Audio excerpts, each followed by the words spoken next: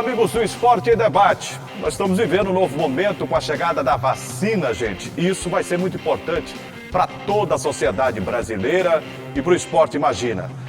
Há uma expectativa muito grande, inclusive para a volta do torcedor. Agora, um pouco de calma, de paciência, porque nós estamos vivendo esse momento que é histórico, um momento novo, mas que requer que todos os protocolos sanitários continuem sendo seguidos.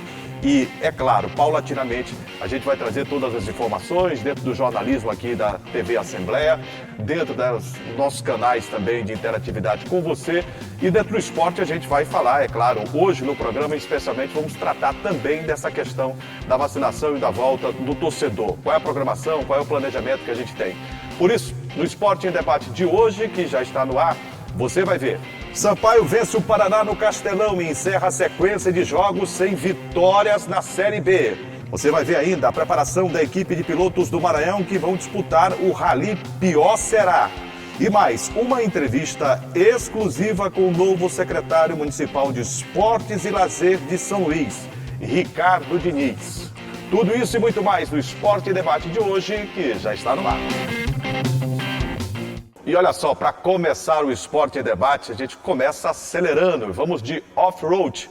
O repórter Joelson Braga conversou com a equipe maranhense que está se preparando. Já tem todo o planejamento pronto, mais treinamentos, plotagem de carros para a disputa de um dos mais importantes ralis do Brasil e da América do Sul, o Pior Será.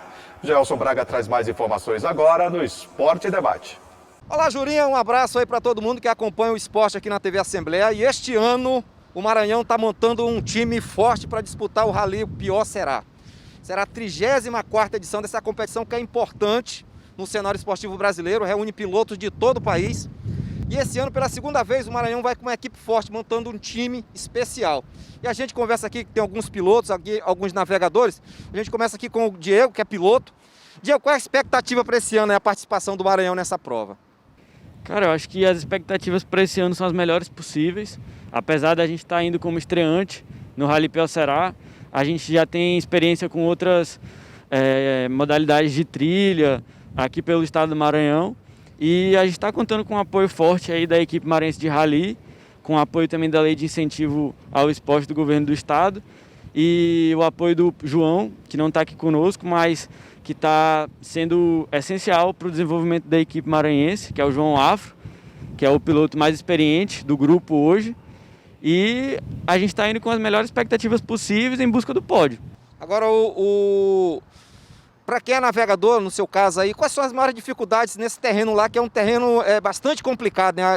A disputa é acirrada por causa disso. Sim, com certeza. Para nós navegadores, o maior problema que é encontrado numa prova dessa é, de certa forma, além do terreno ser acidentado, as condições que a gente vai encontrar, no caso as climáticas. A gente está com a expectativa de que ocorram muitas chuvas nesse período e com isso dificulte bastante o nosso traçado. Assim, em relação à navegação, para o navegador a parte mais importante é conseguir manter a regularidade, como o rally por si só já diz. A gente tem que manter a regularidade, seguir o que a planilha está dizendo sem errar. Quem errar menos vai levar o campeonato. Agora aqui o Gabriel é navegador também, né? O Maranhão tem uma história bacana, né? Nas provas, tem o Fábio Cadastro, que é um grande exemplo aí, um campeão aí. E vocês, são uma nova geração, tem essa responsabilidade de manter o nome do estado, né, bastante competitivo. Sim, claro. É uma responsabilidade grande estar assumindo o nome da equipe maranhense de rally, que sempre foi muito bem representada por muitos pilotos e navegadores ótimos que a gente tem por aí. Como o Diego comentou, a gente está tendo o apoio do João, que está passando muita coisa para a gente, tem uma experiência muito vasta e isso já ajuda demais. É claro que o nervosismo aparece, né? Na hora da largada, principalmente, a gente deve ficar um pouco nervoso, mas a gente vem se preparando e a expectativa, como o Diego disse, é a melhor possível. Vocês estão falando do João Afro, né, que tem uma experiência aí, né, e essa troca, né, esse diálogo entre a nova geração e ele também é importante, né, para fortalecer o esporte aqui no estado. Isso, como a gente sempre conversa com o João, a gente sempre frisa que ele é o piloto profissional da equipe, ele é o mais experiente. Mas segundo ele mesmo fala, não existe isso de chefe na equipe. cada um conhece seu carro, cada um tem suas particularidades e todo mundo vem para somar na equipe para levar o nome do Maranhão aí para frente. Agora, a gente está aqui mostrando os carros ainda não estão adesivados, né? Nós estamos se preparando, né? A competição começa no dia 26, mas também tem um evento que vai adesivar o carro. Como é que acontece isso também?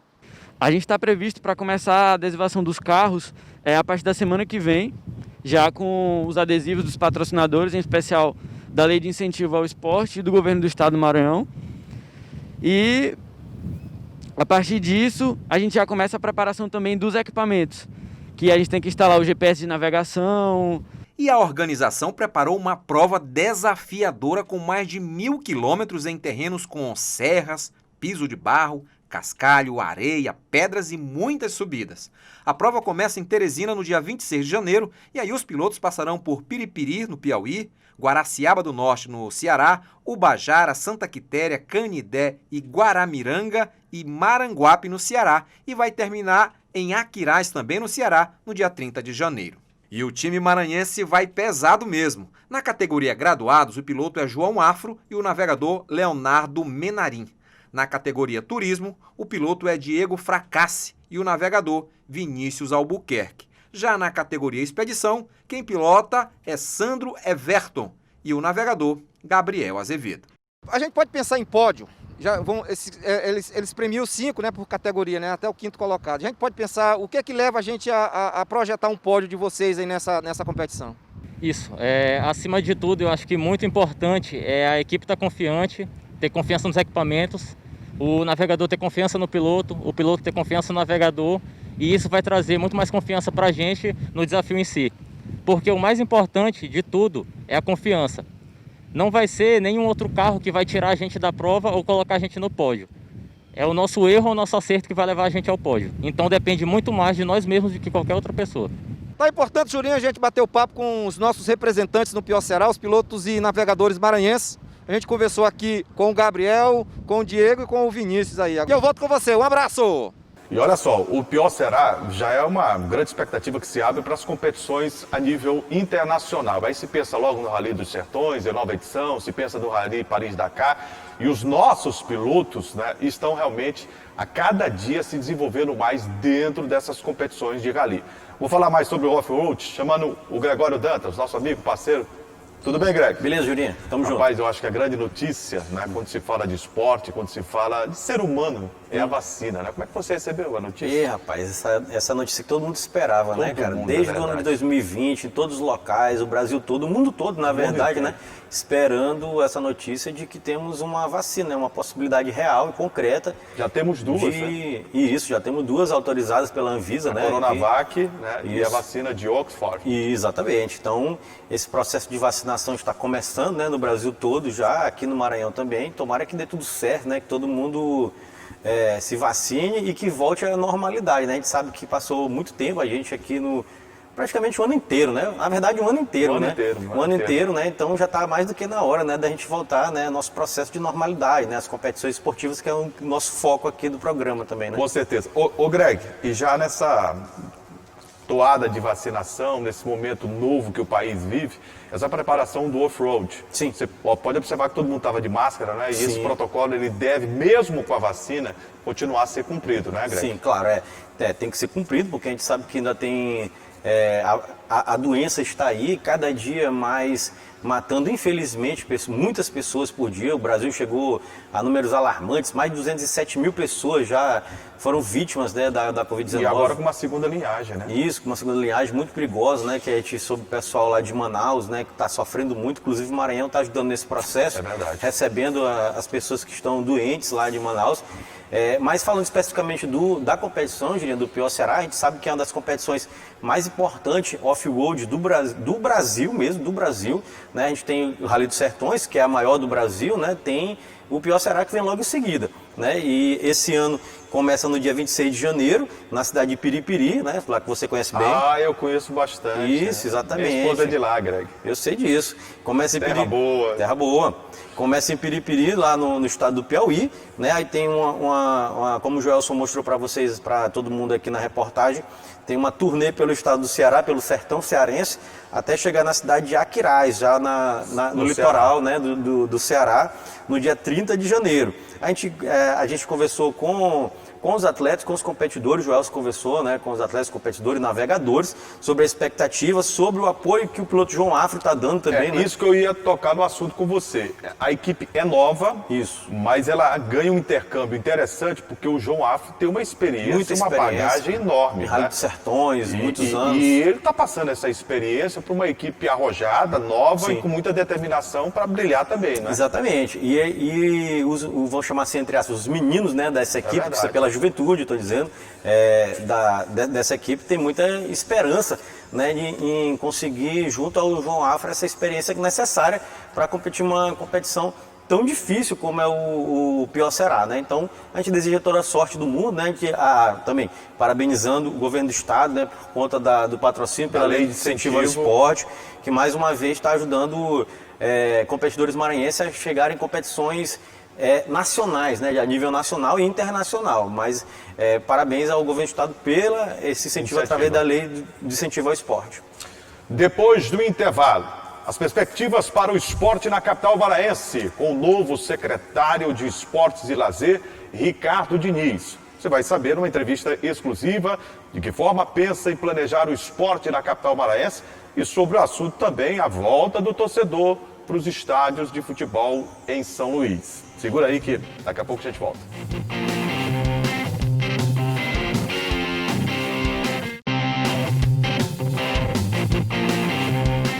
Ano novo, vida nova e a esperança, é claro, existe dentro de uma perspectiva de um novo planejamento para o esporte na capital maranhense. O esporte a gente vê como um grande instrumento de inclusão social, mas precisa ser planejado, precisa ser melhor distribuído, precisa chegar principalmente às camadas mais carentes.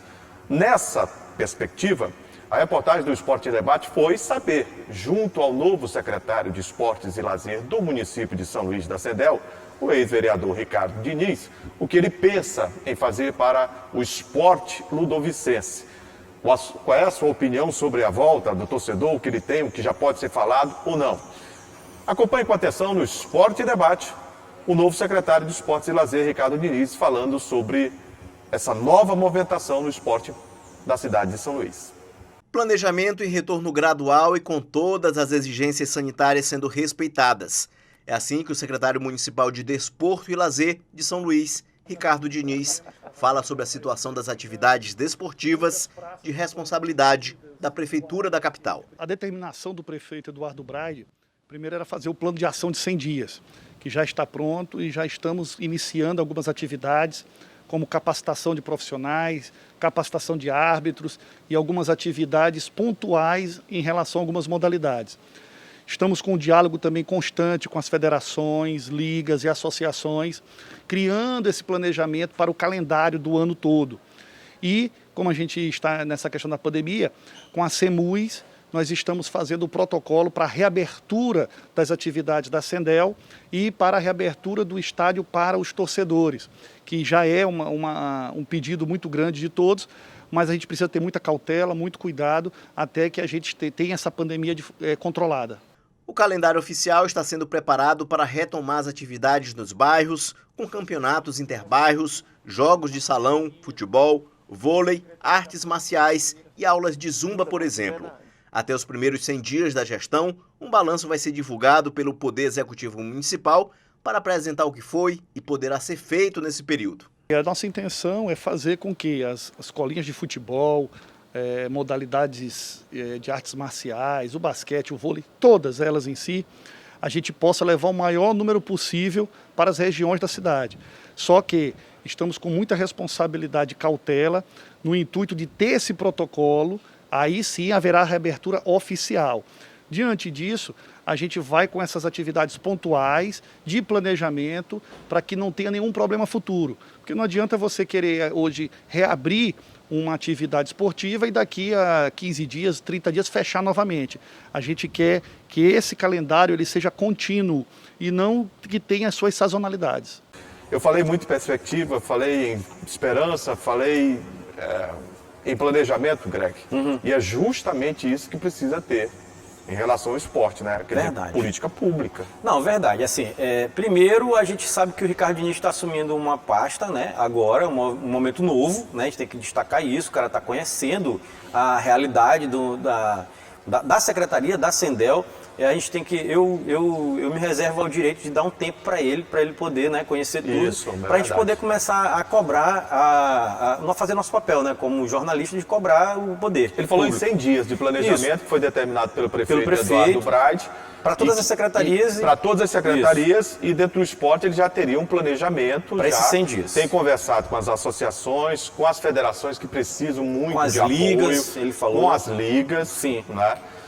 Então é um primeiro passo, né? Não, o primeiro passo é esse mesmo. Tem que conversar com todo mundo, conhecer onde é que ele está se metendo, né? É verdade. O planejamento está sendo feito, pelo que eu entendi, ele, com relação a retorno de público ao estádio, né? Que é um tema que a gente precisa abordar. Pelo que eu entendi, ele vai esperar um pouco, né? Esperar a movimentação acerca da distribuição da vacina, da vacinação, as orientações da Organização Mundial de Saúde, da ciência, né? Que é importante nesse momento, ouvir o que a ciência diz a respeito disso. Então, nesse ponto, eu já fiquei um pouco mais alegre, vamos dizer assim, né? Mas um pouco mais ele feliz, mostra, inclusive, que equilíbrio, que alguns dirigentes do esporte, infelizmente, não têm aqui no Maranhão. Ele foi ponderado. Quem é que não gosta do torcedor no estádio de futebol? Quem pensar dessa forma não é bom da cabeça. E na verdade... É maravilhoso ver o torcedor. Verdade, o futebol profissional, ele surge para contemplar quem? Isso quer dizer, o torcedor. O futebol só existe por conta do torcedor. Exatamente. Se não é isso, não tem... Você, todos nós que amamos o futebol e o esporte, gostaríamos de ter o torcedor. Claro. Agora, ninguém pode se precipitar e colocar o carro na frente dos bois. Verdade. Você não pode. A vacinação está sendo iniciada e com atraso gigantesco. No Brasil e no nosso país. Mais de 50 países já tomaram a segunda dose. Exatamente. Da vacina. Quer dizer, aqui funciona tudo a passo de cágado. Por quê? Porque não houve coordenação nacional, porque não houve grande preocupação, negacionismo. Essas histórias todas que a gente conhece bem. Exato. Então, você não pode expor, não é o torcedor, é o ser humano. Sim. Colocar o ser humano, mas o estádio de futebol é um local aberto. Sim, existem pesquisas que mostram que o vírus circula também em lugares abertos. Exatamente. Entendeu? Então, é valorizar a ciência, é respeitar a vida humana, até porque este país, de forma vergonhosa, já perdeu mais de 207 mil vidas. Vidas para essa doença. Para esta doença. Exatamente. Então, não é o presidente da federação, não é um clube de futebol no Maranhão que tem que determinar isso. Longe disso. Né? Por isso que Qual a competência que eles têm? Nenhuma. Algum deles é médico? Não sei, provavelmente não, né? Sanitarista? Nem pensar. Pertence ao OMS? Não, de jeito nenhum. Não, assim, por isso que eu fiquei tão triste, Jurinha, com aquela declaração do presidente Antônio Américo no final de 2020, que disse que clubes sentariam para decidir se volta ou não público ao estádio. Isso não tem nada a ver. Ele, para mim, cometeu um equívoco gigantesco em dar uma afirmação daquela, até perigoso isso aí, porque confunde, né? Pessoal, os clubes vão decidir, não, é perigosíssimo. E quem está falando não é alguém comum, é um presidente de uma federação. De um poder, né? Tá entendendo? Que tem um poder de opinião pública muito grande. Exatamente. Então eu fiquei decepcionado, na verdade, com essa declaração do presidente e fiquei até animado com essa declaração do secretário Ricardo Diniz, que é mais ponderado. Mas eu já esperava. Eu disse a você e ao público telespectador que conversei com o prefeito Eduardo Braide. Sim. E fiz esse questionamento ao prefeito. Sobre isso. Mas o senhor vai abrir o estádio no momento que não tem vacina? Ele disse, não, de maneira nenhuma. Eu fui questionado em uma entrevista e disse, tá entendendo, que a gente vai estudar. Mas estudar com a OMS, com a FIFA, com a CBF e com os médicos sanitaristas, a ciência que vai me dizer até onde eu posso ir para receber o público agora, mais tarde ou não. E que isso fique claro, Ginha, porque é importante frisar que planejamento se faz antes. E ele tem que fazer um planejamento mesmo de retorno. Tem que fazer um planejamento de retorno. Tem que fazer um planejamento como é que vai se dar essa volta. Exatamente. Claro. Isso faz parte do papel do gestor público. Isso. Ele tem que apresentar um planejamento. E se não apresentasse, aí seria cobrado porque não apresentou. Então, tem que apresentar mesmo o planejamento, mas, claro, respeitando, isso inclusive tem que estar escrito no planejamento, né? Respeitando todas as normas e orientações da Organização Mundial de Saúde e dos cientistas responsáveis, infectologistas, pessoal da área de biologia, né? Que entendem realmente do assunto. Então, é por aí. Eu parabenizo o secretário pela declaração dele ponderada, repito mais uma vez, né? Muito ponderado, e eu estou de parabéns. Ô Greg, a respeito disso. A gente, ao longo dessa vida, né, com o profissional, a gente não se especializou apenas em fazer críticas. Não, claro que o jornalista precisa dar sugestões. Eu quero deixar algumas sugestões aqui ao secretário Ricardo Diniz, que está no novo momento da vida dele, né? Sim. Como gestor de uma pasta que é importantíssima, na minha opinião, a pasta do esporte, mas que precisa ser valorizada sempre dentro de uma gestão. Quando eu falo valorizada, recursos para que o titular da pasta possa agir. Sim. Essa secretaria, no passado, ela foi sempre um patinho feio. Era quase fictícia, né? Porque ela não pode recurso. ser uma secretaria símbolo representativo. Isso. Não, ela tem que operar. Isso. Ela tem que ser Tem que operacionalizada. executar. Ela precisa fomentar. Precisa executar, né? Fazer o papel de entendendo? executivo, né? Mas São Luís precisa ter um número maior de escolinhas. Sim. Você sabe por quê? Porque vai entrar justamente na questão que a gente fala o ano inteiro aqui, sobre a questão das drogas. Greg, é cada vez maior o número de crianças, eu não estou falando adolescente mais, eu não estou falando jovens. Outro dia eu tomei uma informação de um rapaz que morava perto da minha casa, que eu vi, olha, desse tamanhozinho, e ele com 13 anos de idade foi morto, Greg. Numa briga de tráfico de drogas. Vítima da criminalidade. Vítima da violência. Da violência. Vítima, tá entendendo? De políticas públicas. Da nesse falta país, de políticas públicas, né? Tá entendendo? Isso. Da falta. Então, a gente precisa ofertar o esporte para que esses meninos tenham algo a fazer. E o esporte disciplina, o esporte orienta, o esporte não é apenas um passatempo. Eu vou deixar meu filho numa escolinha enquanto eu vou trabalhar. Não. Estimula a ali os criatividade. profissionais da Isso. educação física, eles vão mostrar como é que ele deve agir, vão tratar o caráter dele, a personalidade dele, que a partir do próprio exercício da prática de esportes, começa a ser demonstrado de uma formação cidadã. Claro. A gente começa a ter a nossa formação a partir de 5, 4, 5, 6, 7 anos, 8 anos, a gente ali começa a ter uma formação enquanto gente. Sim. E é ali que o esporte tem que entrar na vida das pessoas. Então, eu aqui peço para que essas escolinhas nos bairros de São Luís, elas sejam revitalizadas. Verdade. Elas possam voltar a acontecer. Eu estou sentindo muita falta daqueles encontros entre Anil, Coab, Anjo da Guarda, tá entendendo? Bairro de Fátima, né? O Hinaldo tá ali, sabe? Dos jogos, dos clássicos que existiam aqui. Dos interbairros. Tá entendendo? Interbairros. Isso. Entendeu? Que eram patrocinados, bancados pelo poder público. E isso você tinha um estímulo de prática de esporte para jovens, para adolescentes, para adultos, homens e mulheres dentro do esporte. Verdade. É papel da secretaria fazer.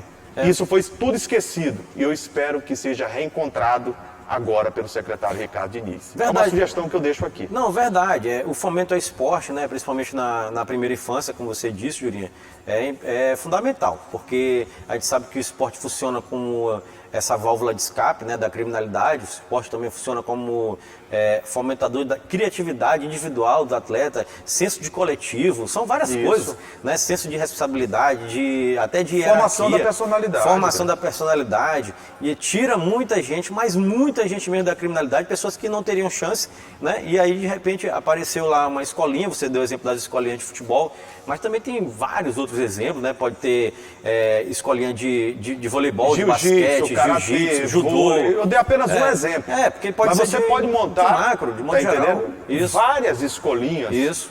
Hoje, as práticas das artes marciais, por exemplo, tomam conta da cidade de São Luís. E é totalmente capaz, possível, e é até uma obrigação do poder público fomentar essas práticas. E aí funcionaria dessa forma, tirando essas crianças do possível caminho errado, né? É isso mesmo, cara. Mas a gente tem que pensar dessa forma. Depois do intervalo, o destaque para o futebol. O Sampaio, depois de uma série de derrotas, volta a vencer na Série B. Todo mundo se prepara para o Campeonato Maranhense 2021. Daqui a pouco a gente fala sobre as principais modificações, mudanças nos clubes. Vamos trazer algo que os clubes estão fazendo no mercado da bola, já pensando neste ano de 2021 com o Campeonato Estadual. Segura aí que a gente volta já.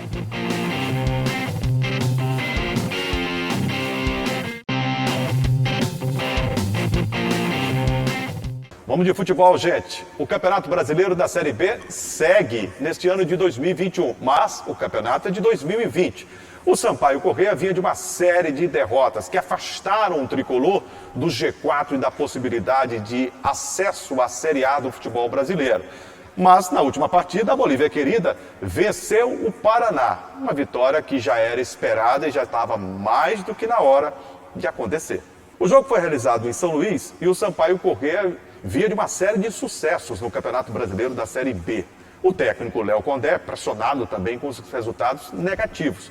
O Sampaio venceu o jogo pelo placar de 2-1, mas ainda teve dificuldades. Mostrou no primeiro tempo que estava atento ao jogo e buscou a todo instante a vitória na primeira etapa. Mas depois o Sampaio começou a apresentar uma queda.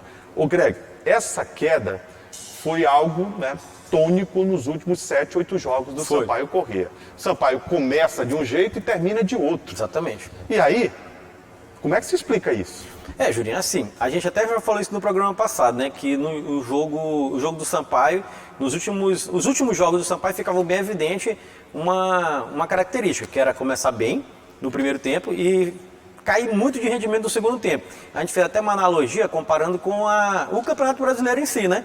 Que o Sampaio começou mal, aí depois melhorou muito, né? Teve aquela arrancada histórica, chegando à vice-liderança do campeonato, e depois degringolou, caiu de vez. E aquilo ali estava se traduzindo dentro dos jogos. Inclusive nesses jogos traduziu. Só que o Paraná é um time muito fraco mesmo. O Sampaio conseguiu a vitória, vinha dessa uma sequência assim... Gol do Jackson, né? Isso, vinha numa sequência muito ruim, de 8 jogos com 7 derrotas e um empate, absurda essa sequência do Sampaio, pelo que o time apresentava dentro de campo, né? Mas o Sampaio conseguiu se recuperar nesse jogo, o Jackson fez o gol e o Massinho fez um gol espetacular, um golaço fantástico mesmo. Fantástico do Massinho, mais uma vez. Foi bem na partida também, o Massinho foi bem na partida, o Jackson também foi bem na partida. O Sampaio nitidamente cai muito de produção no segundo tempo, a gente pode, você me perguntou, o que é que pode... Mas a gente falou dessa queda no programa passado. A pergunta que eu faço a você agora é o seguinte, por que isso vem acontecendo? É isso que eu ia dizer. Eu acredito, Juliano, que o time do Sampaio está com um problema grave de preparação física. Eu avalio primeiro isso, um problema grave de preparação física, e também ainda avalio que tem muita sequela do Covid. Tem muita sequela do Covid, porque jogadores do Sampaio já relataram isso em algumas oportunidades, que sentiram principalmente a questão respiratória, né? Então eu atribuo a esses dois fatores essa queda de rendimento do Sampaio no segundo tempo. Greg, você sabe o que eu penso? O quê? Permita-me, democraticamente, dizer o seguinte, eu concordo muito em relação às sequelas do Covid. Quem teve o Covid sabe, né, o que ele faz. E é diferente do organismo de cada um. Isso. Tem mais isso. Mas eu não, sinceramente, na minha ótica, não vejo um problema de preparação física no final de uma competição. A gente sabe que tem estágios físicos. É um ciclo. Quando você começa uma temporada, você vem de uma pré-temporada de uma preparação física. Sim. O grupo inteiro não está homogêneo. Não, está ele muito está longe heterogêneo, aí ele começa a ficar e ninguém atinge 100%. Isso vários especialistas já me disseram. Juraci, nenhuma equipe, nem Palmeiras, nem Corinthians, nem Flamengo. Todo mundo no mesmo nível. Está entendendo? Não existe. Você atinge 80%, 85%. No final da temporada, eu não vejo mais essa possibilidade, na minha cabeça, de ser a parte física. O que eu vejo é uma desmotivação natural em virtude de um objetivo que não será mais alcançado. Que está inalcançável, né? Que não será mais alcançado. Então, é comum, quando você está em busca de um resultado e sabendo que aquele resultado não vai mais te dar aquele objetivo ao qual você se preparou durante o ano inteiro de 2020 para poder alcançar. Entendi. Isso é absolutamente normal.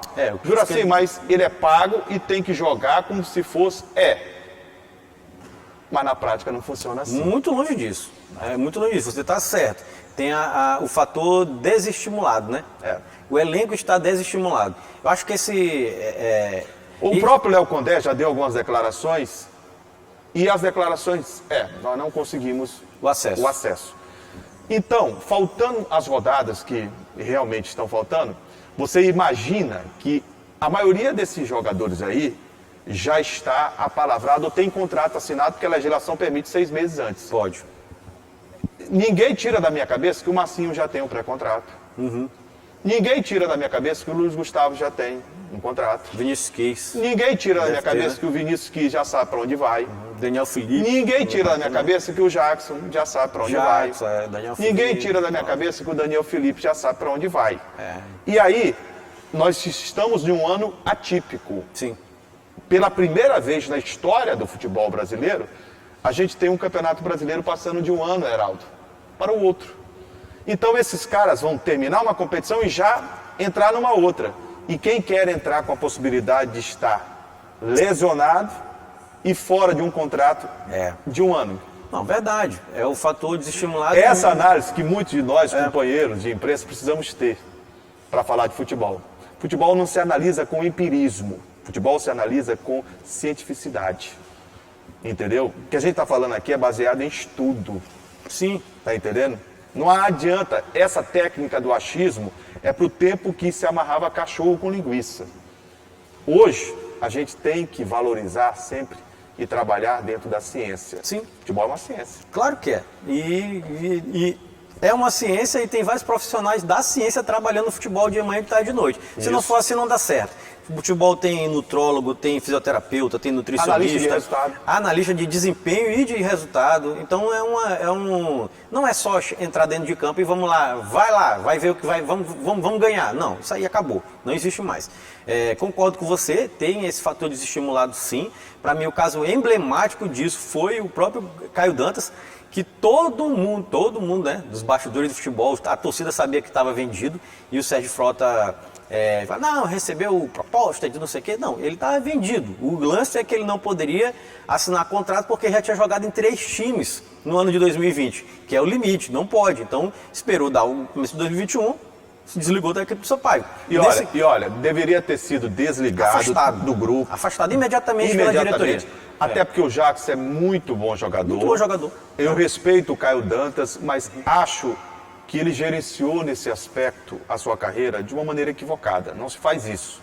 Ele literalmente tirou o pé. Porque o caso dele é emblemático por isso, porque ele tirou o pé. Ele passou 6 jogos sem dar um chute. E foram mais de um mês e 5 dias sem fazer um gol. Então, ficou bem claro. Greg, sem chutar. Né? Sem chutar, Se você pega um VT aqui na TV Assembleia, tá aí na rede social para todo mundo olhar, do meio do Campeonato Brasileiro da Série B para os últimos 6 jogos do Caio Dantas, você vai dizer assim, não, esse não é o Caio Dantas que é artilheiro da Série B. Esse aqui não é. Muito difícil. Ele não deu um chute. Teve jogo que ele não deu um chute. Muito difícil de acreditar mesmo. Mas é o que você disse, Jurinha. Eu atribuo. Mas às vezes o dirigente erra, e o Sérgio errou nesse aspecto. Por quê? Aquela coisa de confiar no profissional e dizer assim, ó, tu tá negociado, mas tu vai cumprir teu contrato. Tu vai cumprir teu contrato. Aí o jogador vai para cumprir contrato apenas.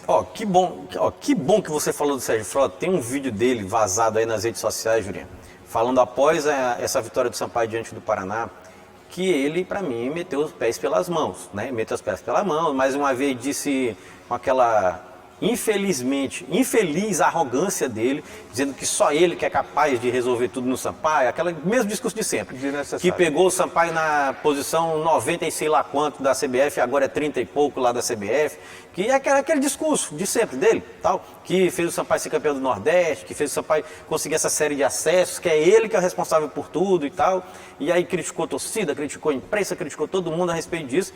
Já deu, né? Tá muito cansativo. Não serve mais. Não é necessário. Não tem necessidade nenhuma disso, cara. Ele tem todas as virtudes, tá entendendo? Eu vejo da seguinte maneira, por exemplo, criticar a imprensa. Criticou todo mundo. Eu não vejo nenhuma... você, nós podemos ser criticados. Agora, eu nunca deixei de reconhecer o trabalho dele. Ninguém, todo mundo reconhece. Dentro do Sampaio. Ele tem razão quando diz que levou o Sampaio a esta pontuação. Claro que tem. Ele tem razão quando ganhou um título de uma envergadura de uma Copa do Nordeste que jamais o futebol do estado do Maranhão havia ganho. Ele tem razão de dizer que o Sampaio está no lugar onde o futebol do estado do Maranhão não tem condição. Sim. Ponto. Agora, usar isso, entendeu? Para de repente não reconhecer um erro ou outro, eu acho que é um grande equívoco dele. Vários equívocos, Júlio. Um momento que ele... Acho que é um vários erros. Eu, por exemplo, posso ser criticado da maneira que for. E aceito o debate com o presidente do Sampaio, com qualquer um, tenho amizade com ele, respeito o trabalho dele, mas tudo que a gente tem falado aqui é baseado no que o Sampaio fez durante o ano de 2020 e o ano de 2021. Eu tenho dito aqui que nada apaga a boa campanha que o Sampaio fez. Não é gente, terra arrasada, né? A gente falou, né? Chegar numa Série A é um sonho. É um sonho, eu tenho dito aqui. Ele tem carregado o Sampaio, mas tem um preço. E ele sabe que isto tem um preço. Sim. Quando ele diz, eu fiz, eu sempre na primeira pessoa, ele sabe que ele vai ser cobrado também na primeira pessoa. Sim.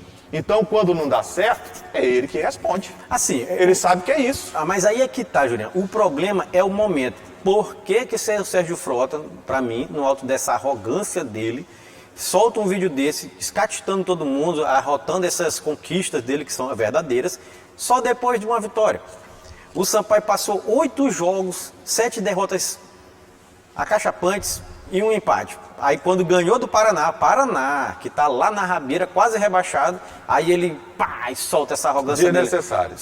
Até o momento foi errado. Até o momento foi errado. É isso que eu estou dizendo. Até porque ele tem que pensar o seguinte, viu, Sérgio? Você tem que pensar o seguinte.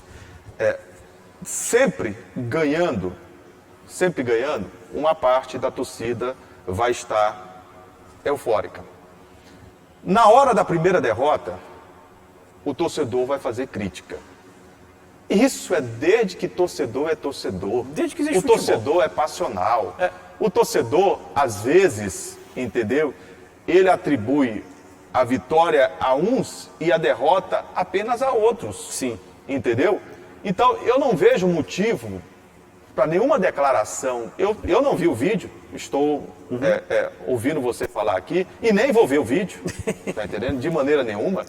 Você sabe por quê? Porque eu tenho consciência do trabalho que faço. Sim. Sei que quando eu faço uma crítica aqui, eu faço a crítica com responsabilidade. E por isso ele me respeita e eu respeito bastante ele.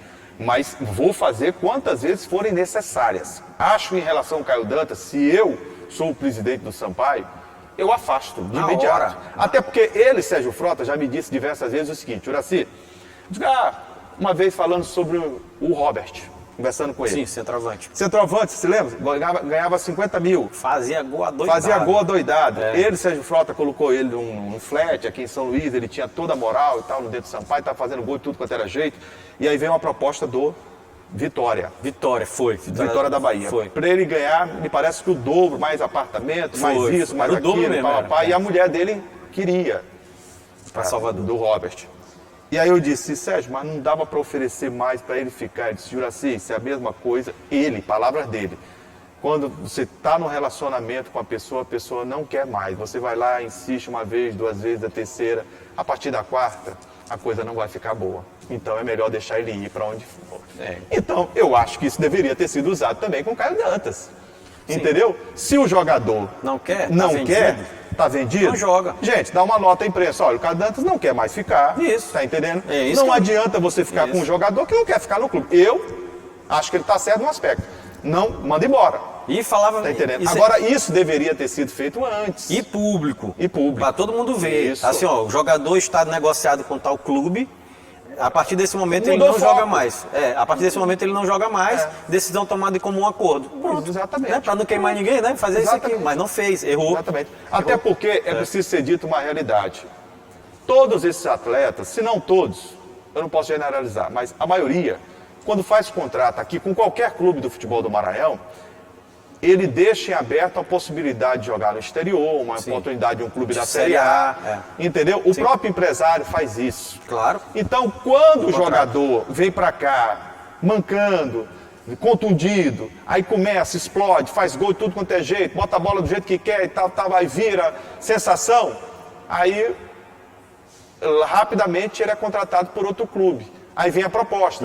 E o clube tem que liberar porque está em contrato. Sim, e é assim mesmo. E é né? assim que da funciona. lei, do mercado. É né? assim que funciona. Então, quando você me fala sobre é uma questão do vídeo, acho que é um desabafo dele, Sim. mas de forma desnecessária. E totalmente entendendo? fora de tempo. Desnecessária. E de razão, sem necessidade nenhuma. Eu penso dessa forma. Concordo. Assim, só encerrando o assunto do Sampaio Corrêa, Jurinha, o Sampaio, telespectador, ele tem pela frente agora na terça-feira, 7h15 da noite, né, no Batistão, um jogo contra o Confiança, lá em Sergipe. Né? E ainda nessa semana, na sexta-feira, dia 22, o Sampaio enfrenta o Cuiabá, que está lá brigando para subir, né, para a Série A do Campeonato Brasileiro, na Arena Pantanal, às 9h30 da noite. São os dois jogos. O Sampaio hoje é 7º, né? Até que a tabela. Não, o Sampaio nesse momento é o 9º colocado. É o 9º. Chegou a 7º e passou a ser o 9º. Isso. Né? É o 9º colocado, né? É uma posição de destaque. Isso. Tá entendendo? Na Série B do Campeonato Brasileiro. Ninguém pode negar em relação a isso. Poderia ser melhor? Poderia. Se não engatasse essa sequência de 6 jogos sem perdendo, né? Estaria melhor. O Sampaio, nesse momento, é o 9º, com 48 pontos. Só para ter uma ideia, o Juventude, que está no G4, tem 55 pontos. Então, são 7 pontos de diferença. 2 jogos estava colado, né? Ali. 2 joguinhos ali. Ô, Greg, mercado da bola, o Campeonato Maranhense de Futebol começa em fevereiro. No Moto. O Moto tem o técnico Marcinho Guerreiro. Para começar, a diretoria vem se empenhando para realizar algumas contratações do time rubro-negro com vistas ao Campeonato Maranhense. Certo. Mas vai ter muita dificuldade, porque o Moto ainda está pagando contas, né? Isso. E, é claro, tem uma folha aí que precisa ser cumprida e o presidente Natanael tem falado bastante sobre isso. O Moto tem uma fechada para a imprensa, né? Por conta de muita coisa que vem acontecendo, bastidores, informações. Tem a situação do Gleicinho, que vai ser julgada. É complicado. Assim, e a temporada 2020 do Moto não acabou, né? Que a gente está pensando que acabou. Não, o Moto tem aí pela frente o CSA, o jogo de volta, né?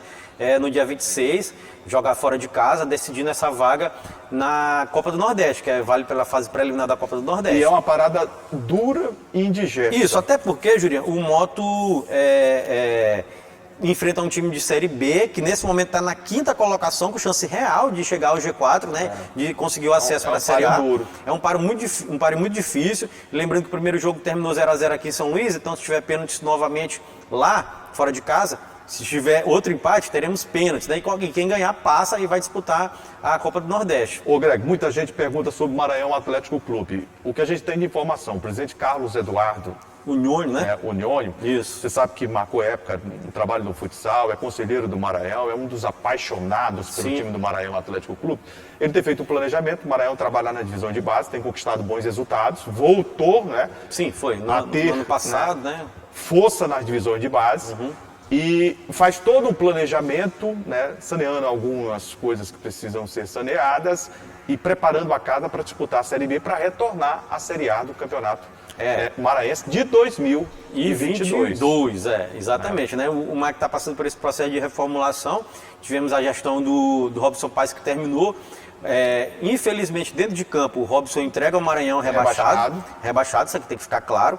Ele fez um processo vamos dizer assim, de reformulação, de uma pequena revolução no Mike, principalmente no CT com relação à energia, né, que o Mike começou o processo de energia solar. Até trouxemos, quando você estava de férias, Julião, uma reportagem com ele, o pessoal técnico lá explicando a economia que vai ser gerada por mês. Então ele deixa esse saldo positivo, né, esse legado lá no Mike, que vai ter essa economia aí para mais de 50 anos, 40 anos, de acordo com 40 anos. Então, projeto inteligente. Um projeto inteligente, positivo, legado do Robson, e o Mike precisa passar por esse processo de reformulação dentro de campo para poder voltar para a Série A. Aí a gente lembra que tem aquele imbróglio, né?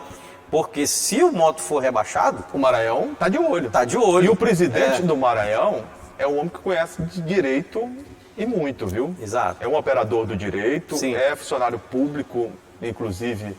Né, do Tribunal Regional Eleitoral. Né? Ele conhece a fundo, gosta muito de futebol, é da área, não tem como dizer que não é. É de uma família Basta dizer, o tio dele, o França Dias, foi tricampeão pelo time do Maranhão. Então conhece a fundo o futebol, já está vivendo o Maranhão, né, 24 horas por dia. E você pode ter certeza que o Maranhão vai fazer essa Série B, vai voltar à Série A, que é o seu lugar, que não deveria ter saído. Lógico, da grandeza e pela do clube. força e a grandeza que tem o clube, Sim. o Maranhão vai se organizar. É isso que a gente quer ver. Não, isso que a gente quer ver e que a gente espera também, né, pro Maranhão nesse ano de 2020, né, que retorne a Série A do Campeonato 2021. Maranhão. De 2021, porque 2020 como a já gente era. ainda tá jogando a 2020, aí toda hora eu penso, pô, ainda tá... Não, mas Não. o campeonato ainda é o de 2020, mas a gente já tá no ano de 2021, é isso. É verdade. Olha, Greg, o Juventude está contratando uma série de jogadores do Moto. O Wallace, inclusive, foi para lá. Né? Sim. E é um time que está sendo montado aí para a disputa do Campeonato Maranhense, depois de ter feito, diga-se de passagem, uma boa Série D. Por pouco, se não é o Floresta na vida do Juventude, rapaz, teria subido, né? O Floresta conseguiu acesso, né? O Juventude foi uma grata surpresa nesse ano de 2020. A gente pode dizer que bateu na trave, não pode? Pode, quase, né? Porque ainda tinha um jogo depois daquele que era o jogo do acesso, né? Mas perdeu para um time que conseguiu acesso. Então perdeu uma equipe fortíssima, que é a equipe do Floresta, né? Que já tinha batido na trave no ano anterior, né? Com moto e agora conseguiu acesso passando pelo Juventude e depois passando por outras fases posteriores. Eu tenho informações que o Bacabal Esporte Clube, um grupo de empresários e de ex-dirigentes que inclusive passaram pelo Bacabal e deixaram um legado de título, de importância, estão se unindo para fazer uma boa equipe. Tomara que dê certo, viu? Porque o Bacabal, além das cidades, ser uma cidade, né, que gosta o povo de futebol, exato. tem um dos melhores, pelo menos tinha um dos melhores estádios Tinha de futebol. mesmo, né? A gente não sabe como né? está Não hoje, sei né? hoje como é que está. A última foto que me mandaram tinha gado pastando lá. Aí é brincadeira. Eu não sei como é que está hoje, tá entendendo? Mas a praça de esportes lá era muito convidativa, né? E o Bacabal sempre foi uma equipe simpática. A praça sempre foi simpática de Bacabal. Eu fico feliz com a volta do Bacabal na primeira divisão. Fico feliz também, mas aí é outra aquela questão, outro embrólio, né? Porque tá com aquela relação do Timon, que foi o campeão da segundinha, né? Foi o campeão da segundinha, perdeu o título aqui no Tribunal de Justiça Desportiva e recorreu ao STJD. Então a gente tem que esperar, porque se o Timon for ganhar lá no STJD, o Timon, que é o campeão, não é mais nem o IAP, que o IAP já foi até considerado campeão. Confirmado está o IAP. O IAP sobe de qualquer jeito, porque ele foi o vice-campeão. Ele sobe, ele só pode ter sido campeão na segunda dia ou não.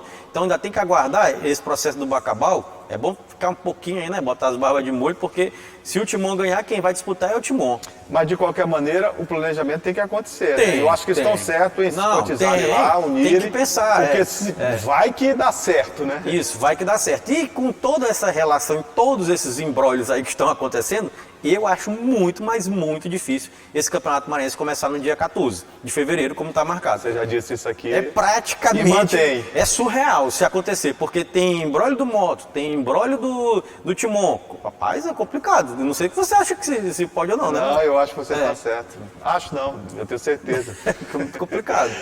Meu Deus do céu. Gente, o Esporte em Debate fica por aqui. Olha, lembre-se, toda segunda-feira nós temos esse encontro marcado a partir de 8 da noite e com 2 reprises na terça-feira, às 7h30 e às 12h30 da tarde. Ô Greg, os canais de interação para que o público possa participar aqui no Esporte em Debate. Pois é, o telespectador pode contribuir com o nosso programa através do nosso canal de interação, né? O primeiro é o nosso site, que é o al.ma.leg.br/TV. Tem também o telefone da nossa redação que está passando aqui embaixo da sua tela. Nosso WhatsApp, nossas redes sociais também, que você pode contribuir, mandando sugestões de pauta e outras coisas. Ô Greg, abraçar o Kemuel, o Bispo, o Kemuel tá de férias, rapaz. Mas está sempre acompanhando. Tá no Beto Carreiro. Beto Carreiro? Beto Carreiro. Eu acompanhei pela rede social. que eu vi um chicote, né? Foi. Tá dando uma chicotada lá no Beto Carreiro. Certo. Heraldo. Grande abraço, Heraldo. Nosso Frank, amigo Hinaldo. Naldo. Já falei do Frank. Você sabe que aquela câmera ali, ó, não tem ninguém atrás dela, né? O que é, rapaz? Quem deveria estar ali? Rapaz, eu recebi a orientação que eu não devo mais falar disso. Eu recebi nosso amigo aí, rapaz, ele tá de férias, Graças a Deus, né? Tá de férias. Tá certo. Rapaz, se for... Greg, vamos embora, né? Vamos embora, vamos pra casa. Vamos pra casa. Gente, um grande abraço, fique com Deus e até a próxima. Tchau, galera, valeu.